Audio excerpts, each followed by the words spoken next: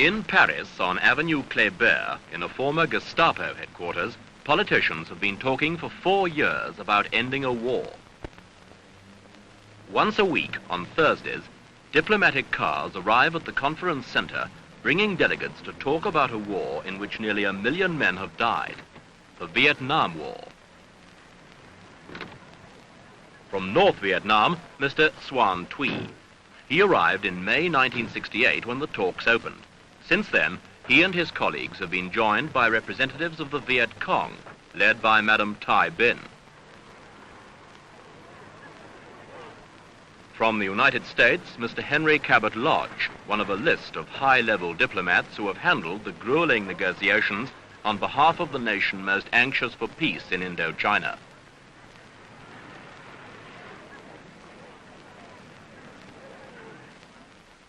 And inside the conference chamber, already at the table, Mr. Pham Dang Lam from South Vietnam. In over 150 such meetings, what have they achieved? This week, ECHO re-examines the prospects for peace in Vietnam.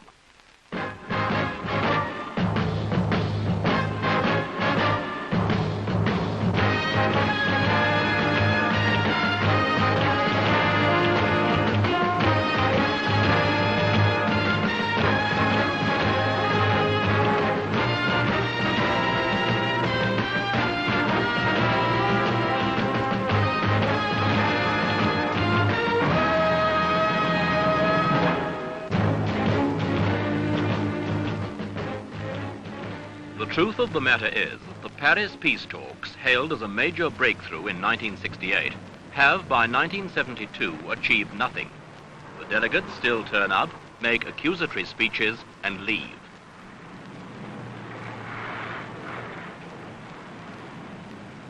But it's a game of which even the international press has grown weary. Talks which began in farce with arguments about the shape of the conference table have degenerated into sterile tragedy. Week in, week out, the delegates play their parts, but it's all become nothing more than a puppet show without an audience, and there's nothing to comment on anymore.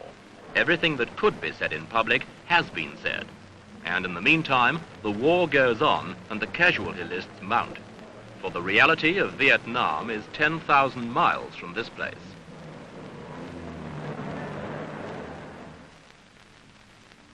And yet in other parts of Paris, secret meetings between Americans and North Vietnamese did attempt to break the deadlock. The American initiative was led by President Nixon's special advisor, Dr. Henry Kissinger. Since 1970, he has met North Vietnamese leaders 12 times. At their meetings, he offered much of what the communists demanded, the withdrawal of American forces and new elections in South Vietnam. But all offers were rejected or ignored, and the whole American formula publicly rebutted by Hanoi.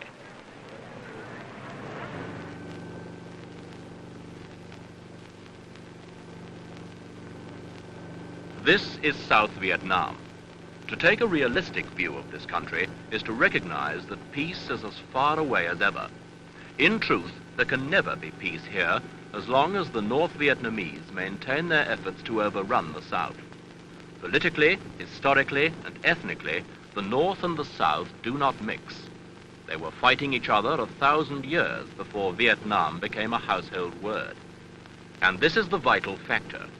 Only an inbred antipathy to the North could possibly have sustained the South during the past decade.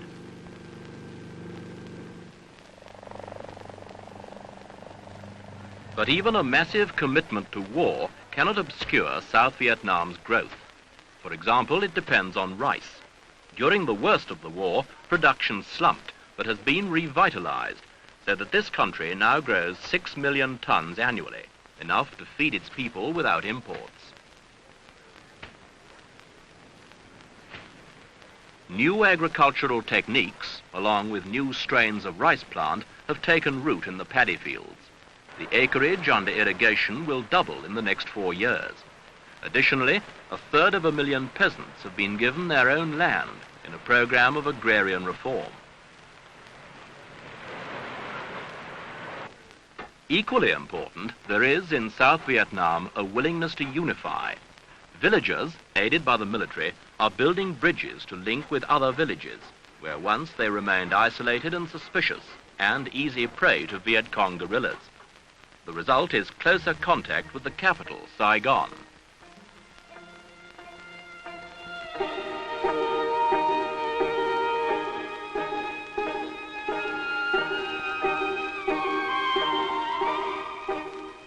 The Mekong River connects South Vietnam with the outside world, serving as an artery for the nation's trade and commerce. Intense development of the port of Saigon has made it the biggest and most efficient trading port between Singapore and Hong Kong. Formerly only handling the massive inflow of men and material needed for the war, it has now switched to more peaceful uses.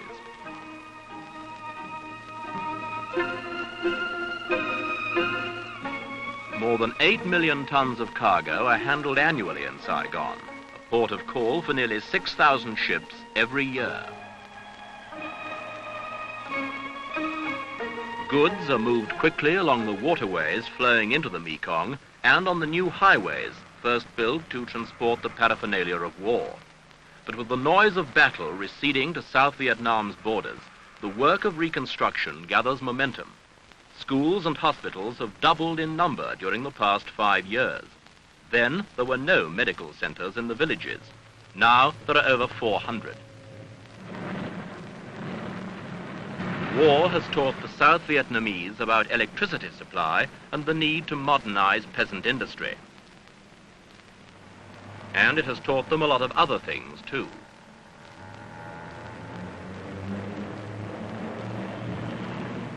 Nobody under the age of 30 in South Vietnam knows what it is like to live under any but wartime conditions. Nobody has ever asked them what they want. If they were asked, their answer would probably be nothing more ambitious than to be left alone in peace. What they have learned is that even when fighting an endless war, they can equip themselves for peace, should it ever come.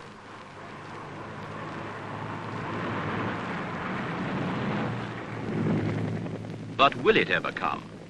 The answer lies in the tortured thinking of the men in Hanoi and Peking. What South Vietnam has achieved, it has had to achieve while committing 1 million of its best young men to fighting a war from which their American support is being gradually withdrawn. To the Americans, the name of the game is Vietnamization. It means simply equipping South Vietnam to fight its own battles.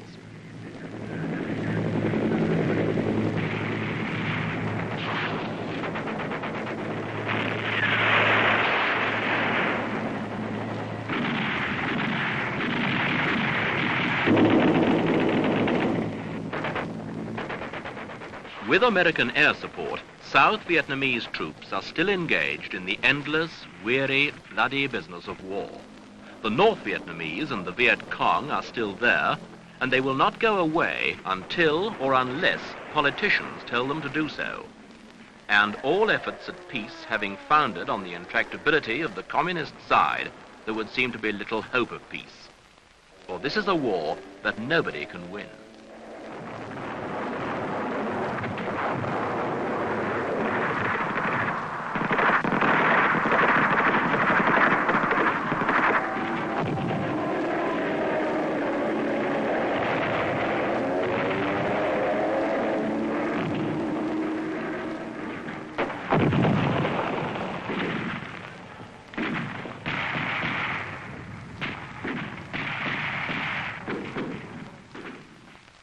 There are only losers. To date, South Vietnam has lost 145,000 troops and untold thousands of civilians. They claim the North Vietnamese and Viet Cong have lost twice as many. The Americans have lost 46,000 killed. In all, nearly 1 million men. That is the background to all the talks and secret negotiations in Paris, 10,000 miles from where the action is. And yet, if that talking has achieved nothing, at least the South Vietnamese can claim some victories. Most important of all, they have survived.